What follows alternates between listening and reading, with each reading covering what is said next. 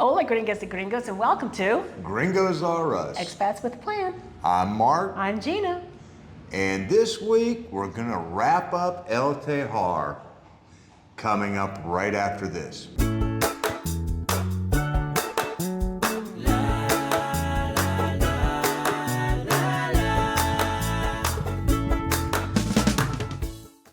Welcome back. So this is our final video on the Boca del Rio, Veracruz area where we stayed in the small community of El Tejar. Yeah, and that's just, it's just a few minutes outside of Boca del Rio, and we chose it totally based on the house. Yeah. That was, This particular one wasn't so much about us really getting to, acclimate to the town of El Tejar as much as it was more of a vacation for us. Yeah, that was one of those that we went, you know what, she wasn't gonna be working, we're just gonna sort of chill and splurge a little bit. And how'd that work for us? Well, I got to chill and we did splurge. This is true, we did splurge. When you see the numbers, you're gonna go, oh, but remember, the majority of that actually comes out of the Airbnb. It's the Airbnb.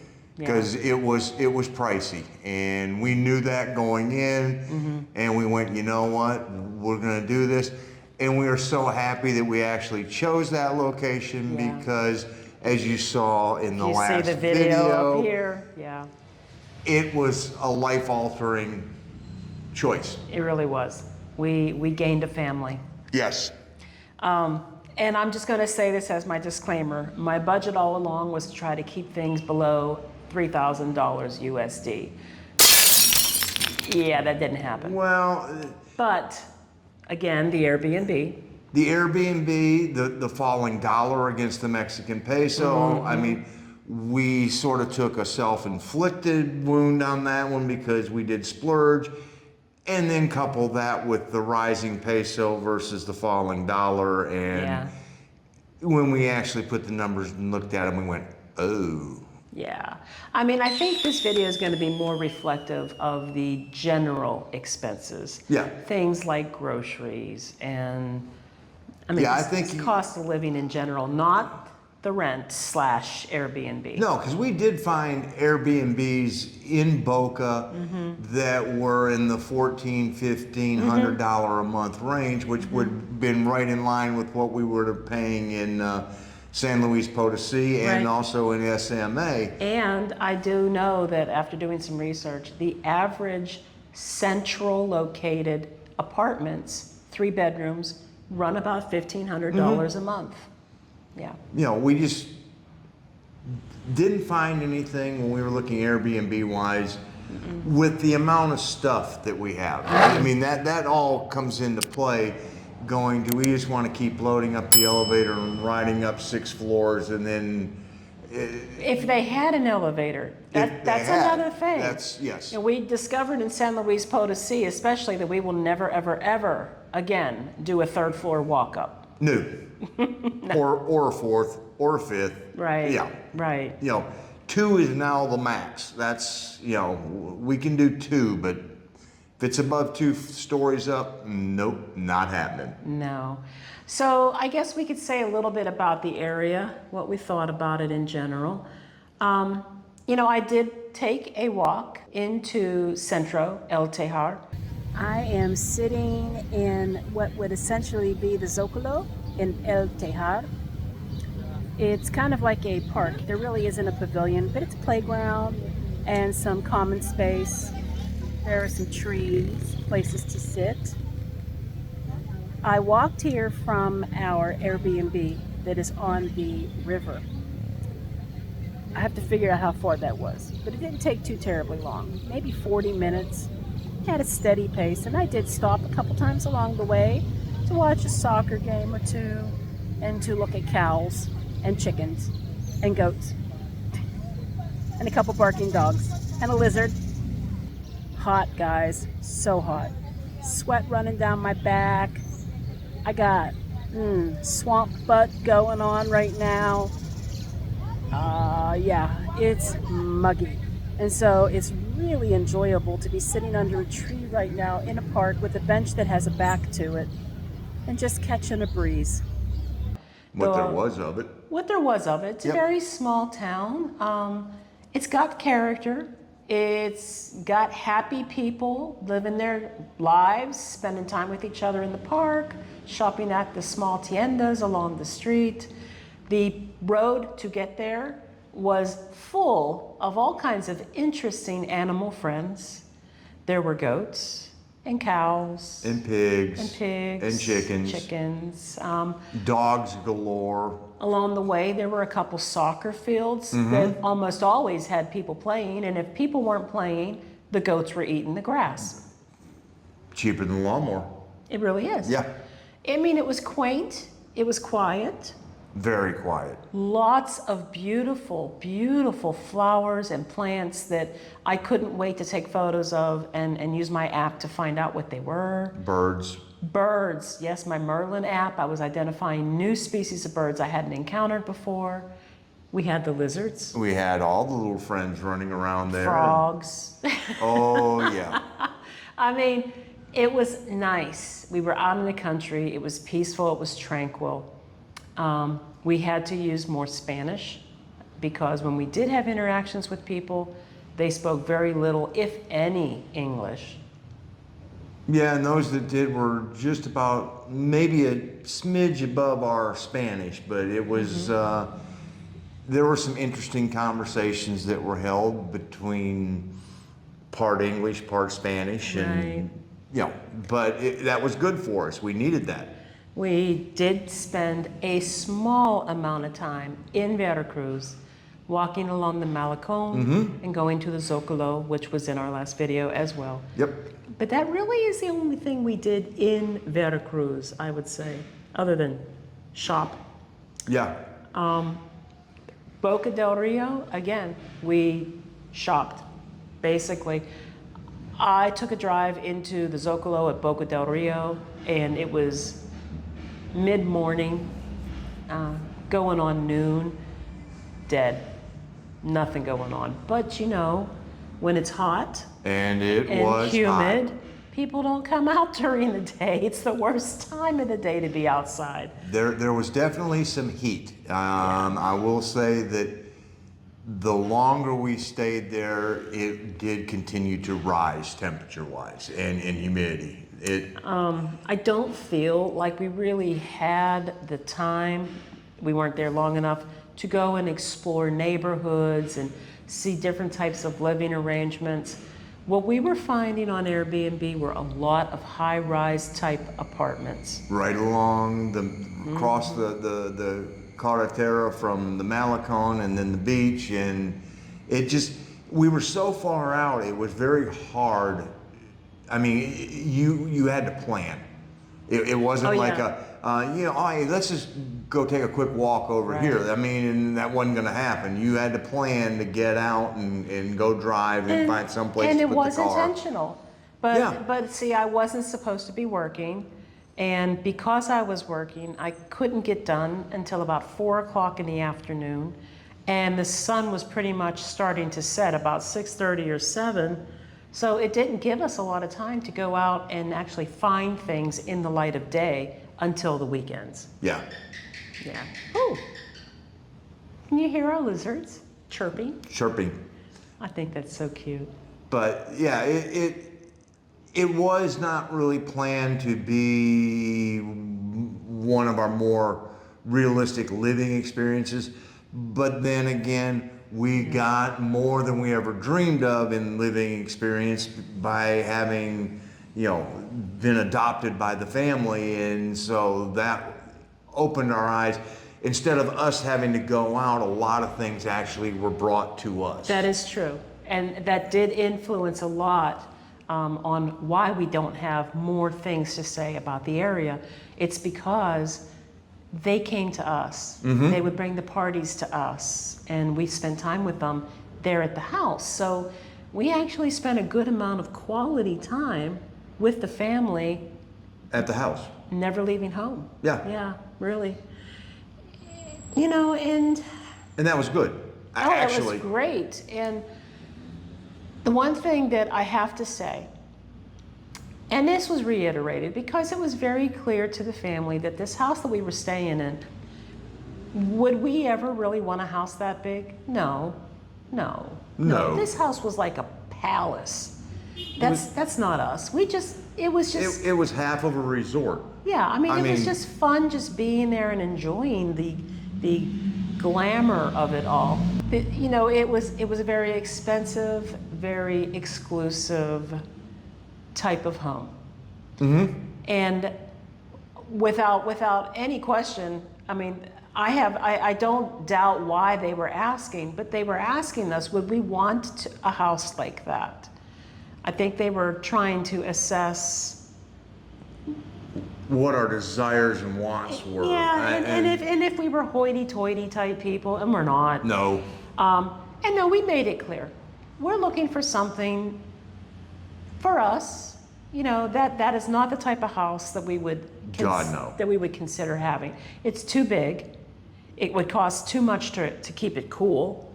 You know, there's a lot of reasons. We love the house, but there's a lot of reasons why it's not realistic. Well, I mean, there were 3 bedrooms. The only thing we ever did with them was open the doors to take stuff Yeah. out or put stuff Yeah. in. I mean, it's a large home intended for a very large family. Yeah.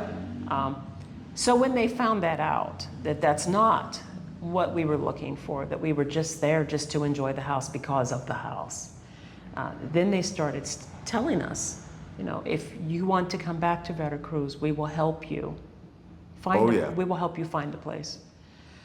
And that was nice. Yes, it was. It was nice because, you know, that means that we've got somebody who's watching our back, that they would help us find something that would be appropriate, not taken advantage of, so to speak, being a good neighborhood, you know, just in general.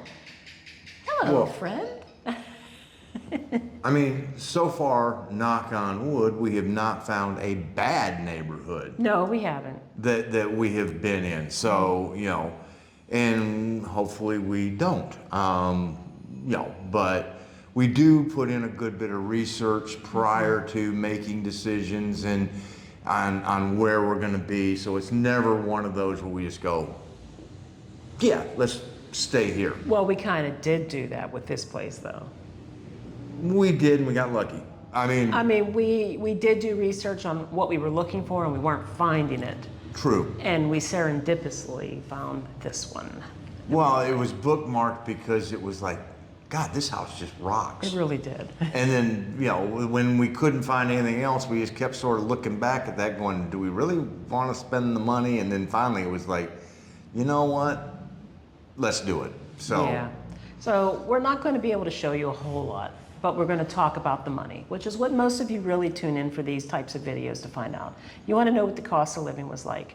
So just keep in mind, anytime we're staying in an Airbnb, you must understand that that price for rent would probably be half, maybe even less than half, depending.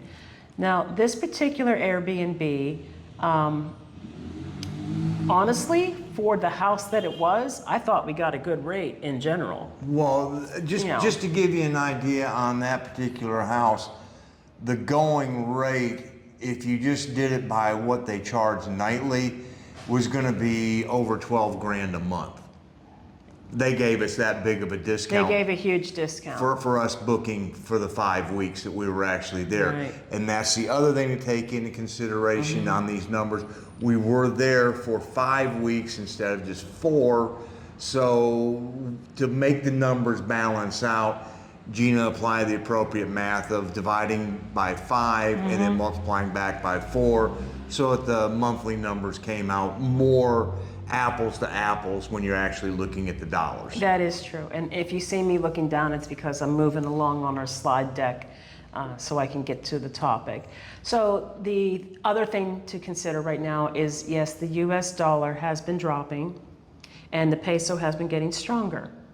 And if we had paid for something in advance, for example, our car insurance, our nomad insurance, if we had paid for those things in advance, it might look like it's costing less in pesos as we move along because we paid for those months ago with US dollars. But then you're going to see things like groceries seem to be going up.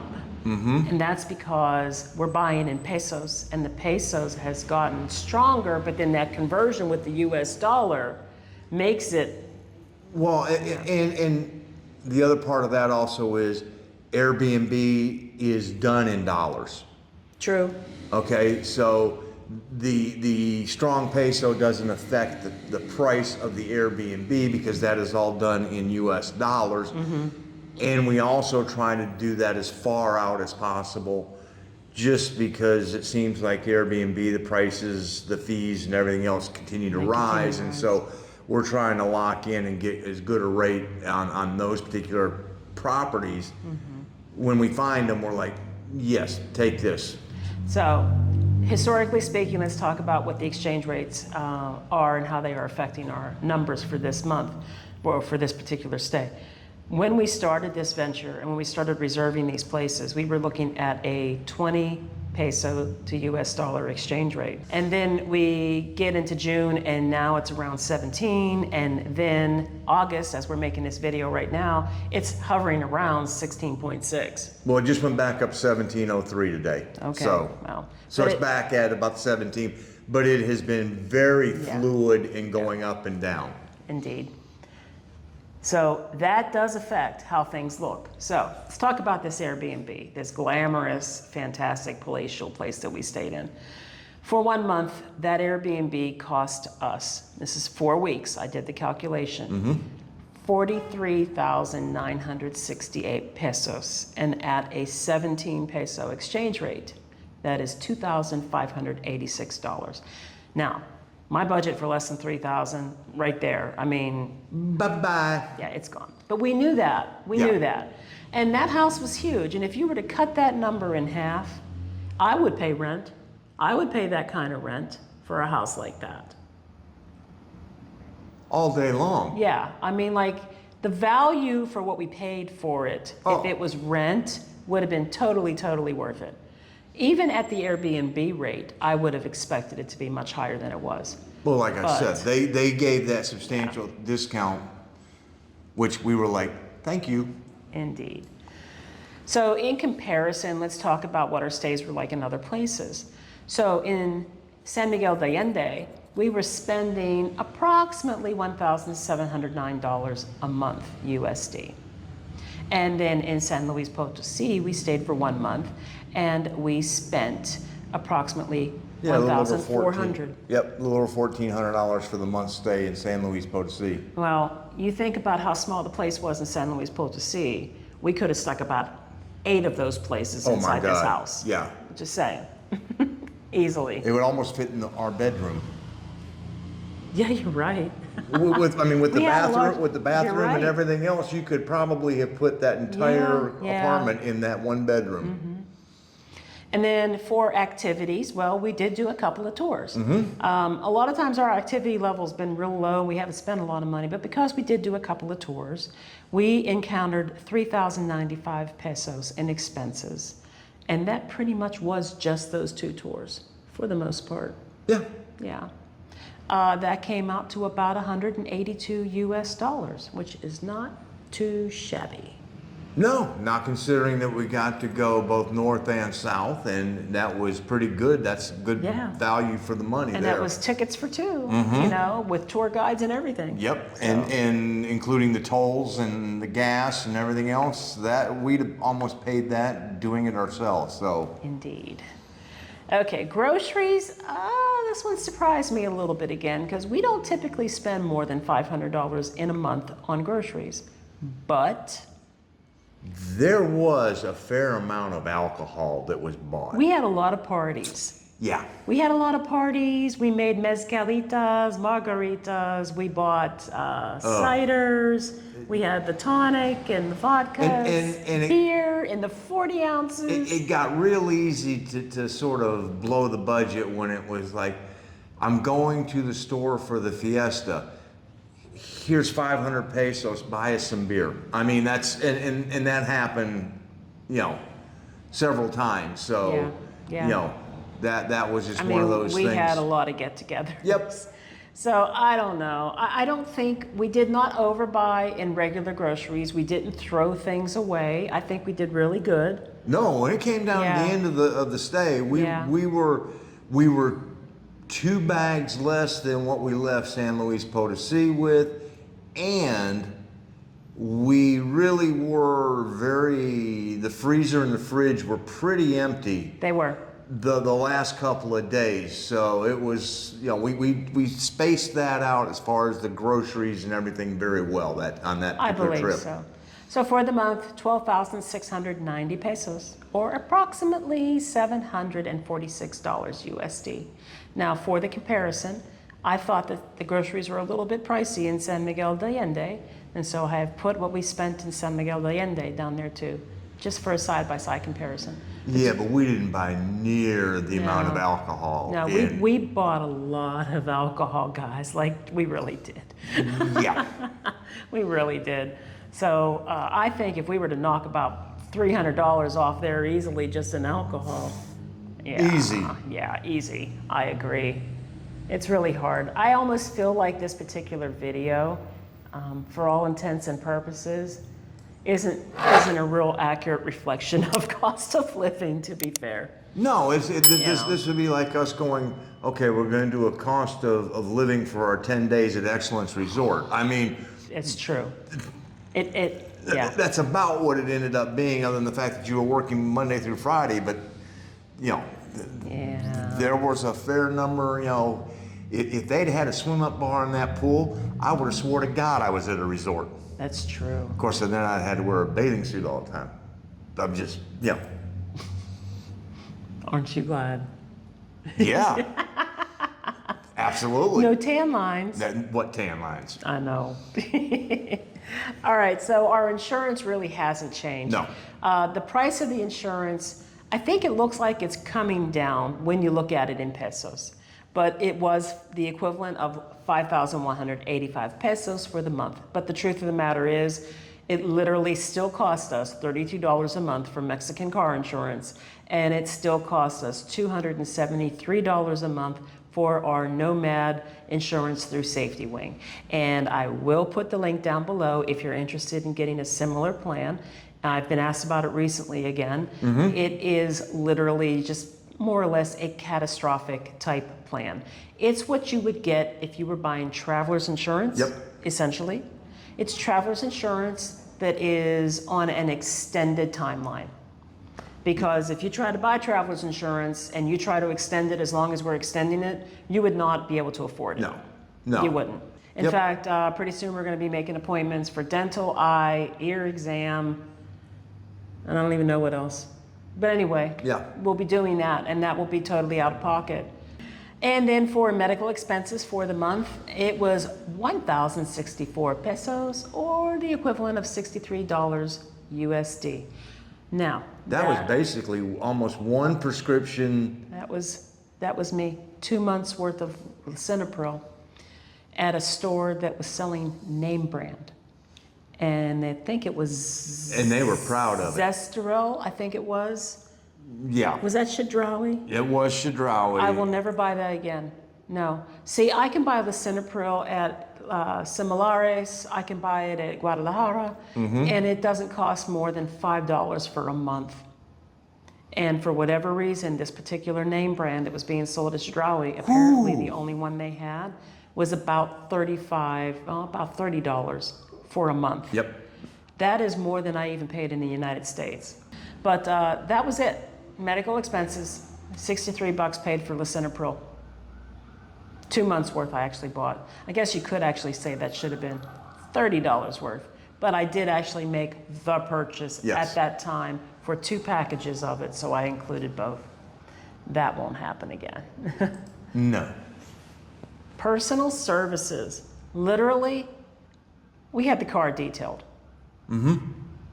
I did not include having it serviced or you going out to AutoZone to buy all the things to have it serviced. What was it that you spent at the AutoZone? It was in the $65, $70 range. That included new wipers all the way around, both 2 on the front, 1 on the back, the oil, All the oil filter. oil filters, the air filter, and some windshield wiper fluid, and then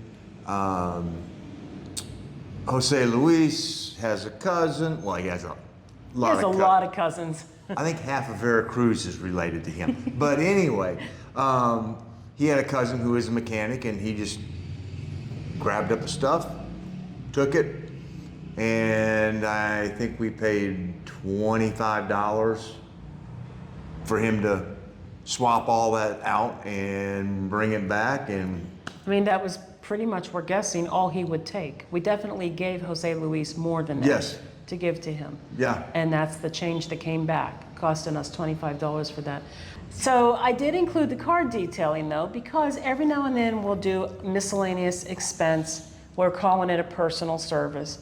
And so that would be massages, getting your hair cut, getting your nails done, mani-pedi for him kind of thing. about time. But we also happen to take the car to get the car washed every now and then. And that's what this was. Yep. 300 pesos, about $18. And they cleaned inside, outside, engine, everything. Yeah, they did the engine. I mean, they did the engine. Yeah. Okay, if you watched our previous video, you saw that we did go out for one fine dining experience, and then we went to a few typical, more local type fare things. We had lunch a couple times on our excursions that we had on trips to El Tajín and to Catemaco. Yep. So all of that totaled 2,600 pesos for the month for restaurants, about $153. Now, if you consider the fact that 99 of that was one fine dining experience, that means we ate out 3 more times for $54. Yeah, that was. I mean, pretty good. that was not bad. Yeah. And that included the trip to KFC. So. Yep. Which that wasn't exactly cheap. No. All right. Transportation. This one's high. I think this one's a little high, but it's high because I do include any time we pay tolls, and I include any time that we buy gas. And we got.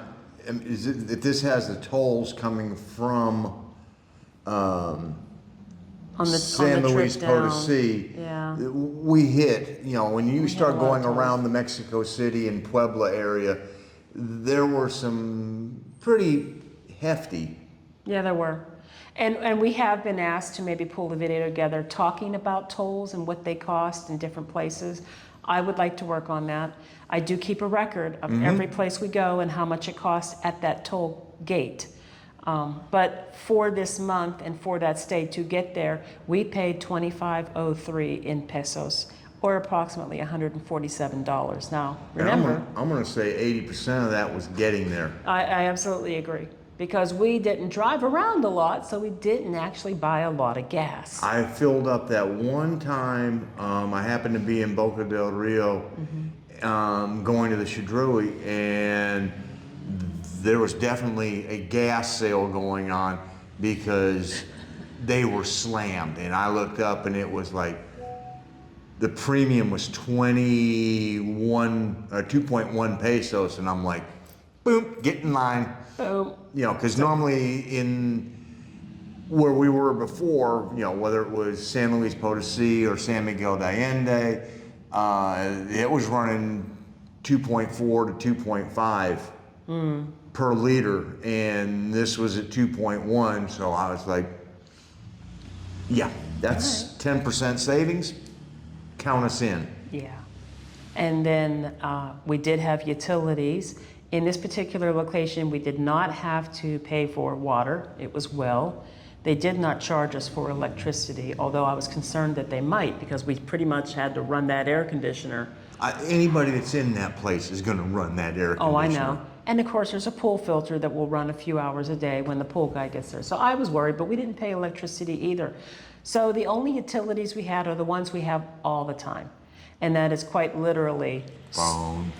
cell phone from AT&T in the United States, Starlink. which is the biggest one. And then Starlink is next. And then I have a 200 peso Telcel. Three items. 3 items. That was 3,981 pesos or 234 USD. Yep. And that pretty much is the same.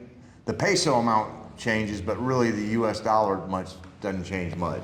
So as we have said in our previous videos, things that we are not including, not his cigars. We don't include our streaming service subscriptions or any subscriptions that we have, whether it's for streaming, video games, any of the subscriptions we use for our YouTube channel, none of those. No gifts, no mail forwarding service subscriptions, none of that stuff's ever included because those are personal expenses that you can decide if you want to have those in addition to your normal life. So when we look at this overall, the actual amount that we're talking about is related directly to accommodation, activities, groceries, insurance, medical expenses, personal services, restaurants, transportation, and utilities.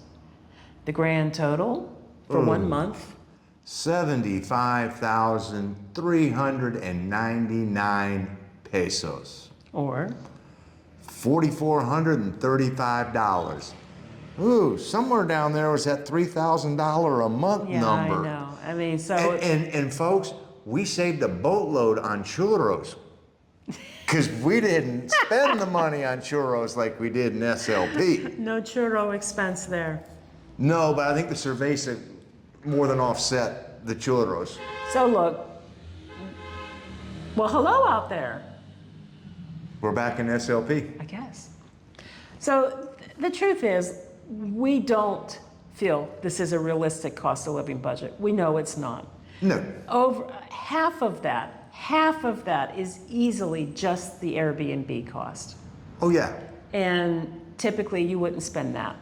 And then we had an elevated grocery bill again because of lots of alcohol, and you typically wouldn't have that. So what would it normally have been? You know, I mean, and that was, I view that as money that we spent to foster a relationship, and it was money well spent. Yes, it was. Yes, it was. Yes. Would we live like that every month in our lives? No. No, we would not. No. We would have a more modest home. Mm-hmm. And we would have a more modest grocery bill. Mm-hmm. And it wouldn't have alcohol in it every day. Well, just to give everybody an idea, when we in about a month, when we drop the Valladolid, you'll get more of a realistic outlook on how we normally spend, because we have really sort of been learning on the fly, and I think that unless I am totally off, I think we did really well in Valladolid. I think we might have. I think our restaurant bill is going to be a little higher in Valladolid. Yeah. But that's because we ate out more. But the grocery bill is But going the to grocery go bill is way going to drop. down Yep. The Yeah. grocery bill will drop. dramatically. Okay, well, let's see here. Let's talk about our comparisons then. So we had an overall comparison. We're going to talk about what was our least. Well, Zakia for now is going to be our least. I think by the time we move on to our next location, I'm going to start pulling Zakia out of the equation because Zakia was rent. Even if you include the utilities that we paid, it's an anomaly versus what the others are, because it is the true apple in the orange bag. Barrel. I Yeah, mean, it is. because we paid $800 a month in rent, and then we paid $100 less than maybe, $100, yeah, in in utilities for the 2 months, and so that one is. Is it more realistic of what you can expect if you were to come here and live? Yes. Yes. Yes. That gives you a more realistic number. I don't know. Should I keep it in then? But it's hard to really do the comparison. It's hard to do a comparison because Zakia was the anomaly. Zakia was and rent. then on the other end, you have El Tejar, which is an anomaly in its own because of the price that we were willing to pay for the Airbnb. So, I mean, we promised we were going to share all this with you, and we are. And we are. But there are going to be certain times where we're going to have things that we just went, I really like this place, and we're willing to spend a little bit more, and we become a little more selective in where we want to be, because we've learned. Yeah. Having been down here now, we've learned that. So now we go, yes, we want to be not this far removed from Central. We prefer to be someplace where we can walk to go get things. And so sometimes we had to pay more. This place is one of them. This is one of them. I mean, so our least expensive obviously is Zakia because of the rent that we paid, not Airbnb. And the most expensive is obviously the place we're talking about today in El Tejar, because We rented a resort. That was a luxury home, and it was a high-priced luxury home in comparison to all the other places that we have stayed in. And we were aware of that when we did it. There's no complaints about that. We just knew it was going to blow our budget, basically. Yeah, we sort of looked at it as we're going to splurge for a month, and And we that's did. And for comparison, as a more neutral mid-range, we included San Miguel de Allende, which up until El Tejar was kind of like the most expensive place. yeah, because Pretty much. SLP was right there in that same ballpark with Within a San couple Miguel, hundred, yeah. and so you got those two that are sitting in the middle there. You're going to have Zakia, that's going to be the one that we were able to be under. San Miguel and SLP were just a little bit over, and I think the food budget we blew in SLP.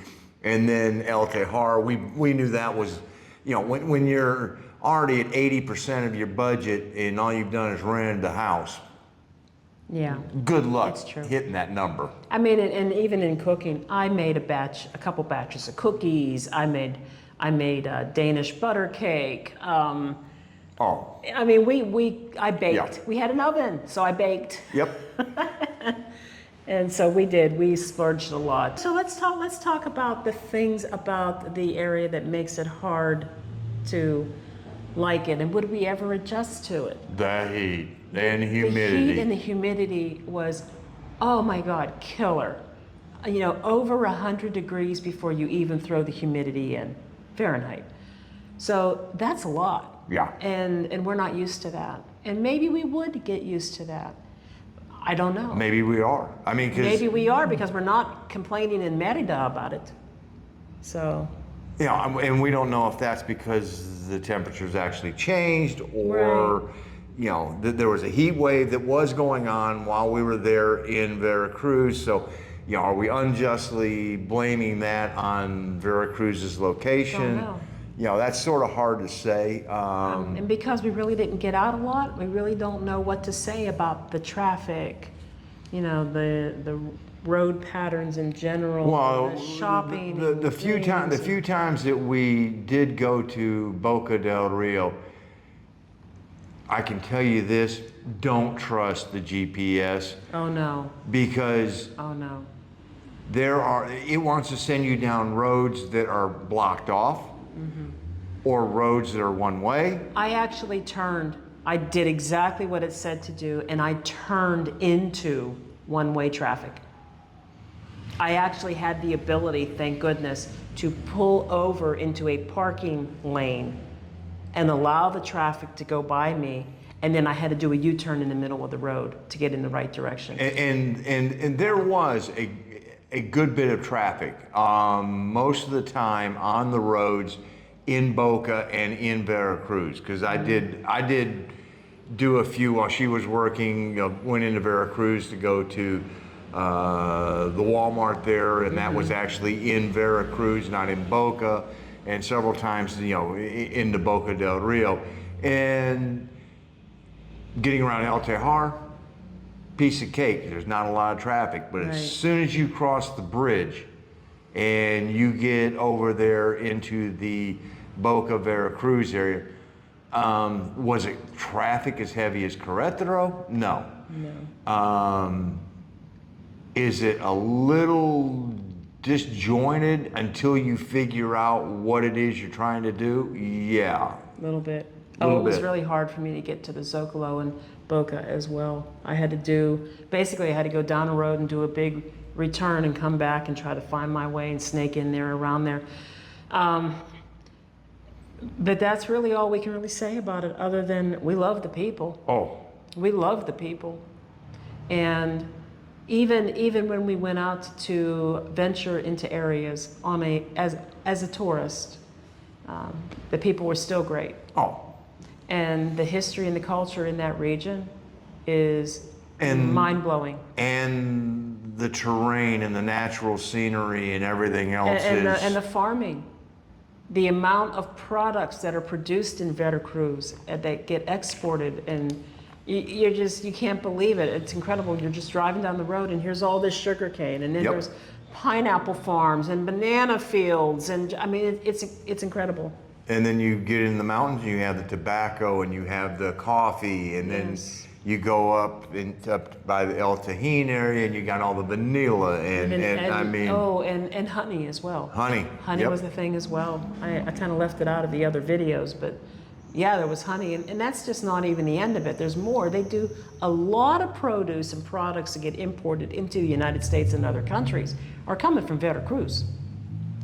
So yeah, I mean, but you know, the hardest part is could we live there? Yes.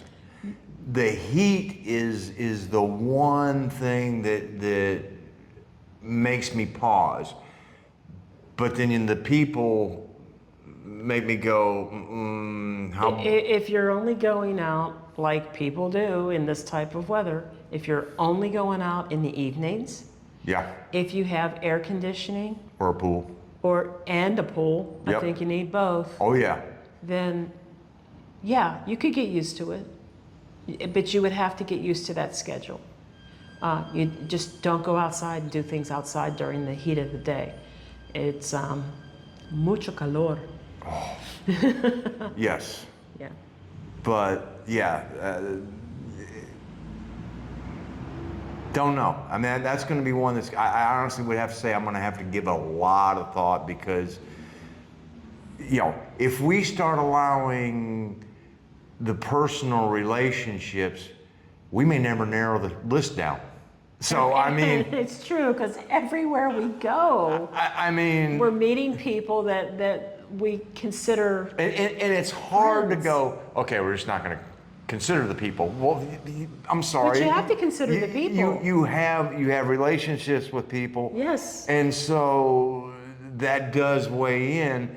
And as easy as we thought this decision was going to be, I think each stop makes us go, 3 years from now, we're sitting down and we're going, all right, you write down your 5 and I'm going to write down my 5. I may have to go, I'll give you my 5 in a week, because it may take me that long to actually weed through. This was one of those places where you get really used to the mañana kind of thing.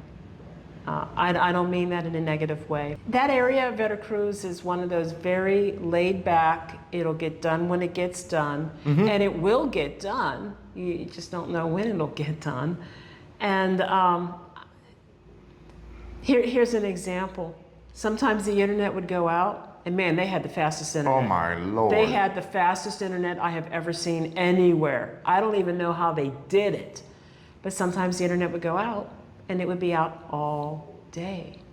All day.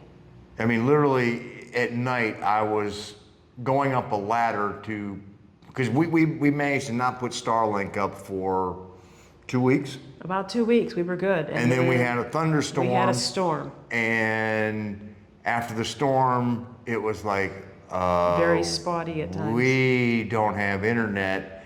And because the storm was loud enough that it woke us up. And we're like, we might want to check this so that we're not having to scramble in the morning. And so in the dark, I'm shimmying up to get on the roof to put the Starlink up there.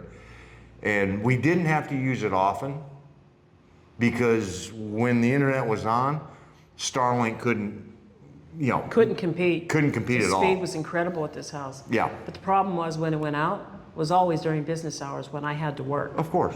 It was always out. I would be on the computer for about an hour, maybe 90 minutes in the morning, and then it was out the rest of the day. And it didn't come on again until like 7 or 8 o'clock at night. And I will also say this. This was the first location that we had multiple power outages. Yeah, we did. And none of them were long. I mean, No. I think the longest we had was maybe an hour, hour and a half in the middle of the night after a huge thunderstorm. Yeah.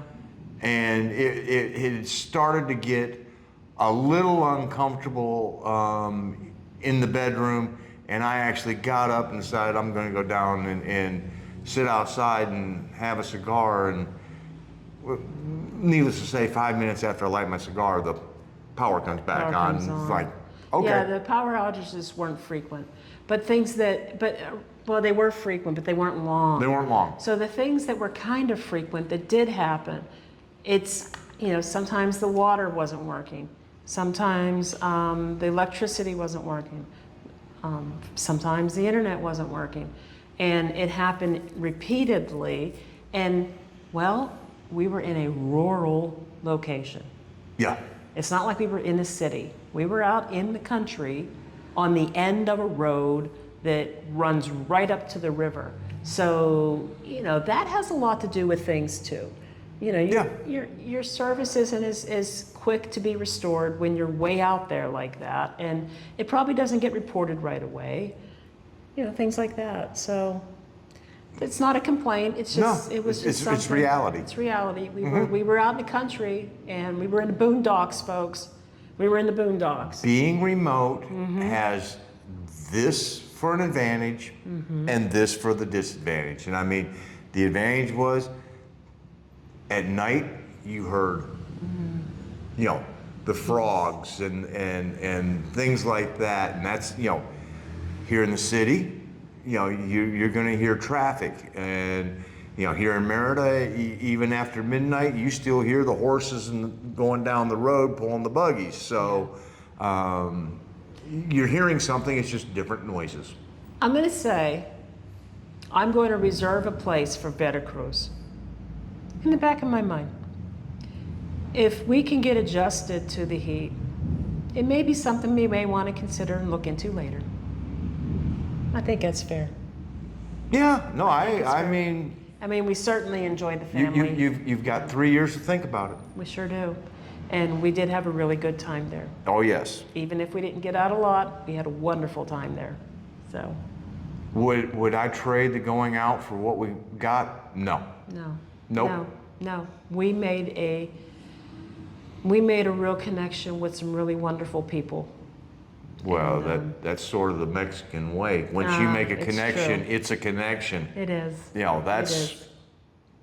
Like I said, we gained a family. Yes, we did. So that pretty much gives you where we stand on El Tejar / Boca del Rio. And we will be coming up on our next video to you guys. It's going to be the Airbnb tour in Valladolid. It won't take very long. It's a small place. Yeah, it's bigger than, I think it was definitely bigger than SLP, and folks, there's some interesting stories to tell about the way things worked in that house. Valladolid. Yes. All right. Well, thank you again for tuning in. We are Gringos Are Us. Expats with a plan. Remember, we are doing it. You can too. Here's some videos you might want to check out. Hasta la próxima vez. Adios.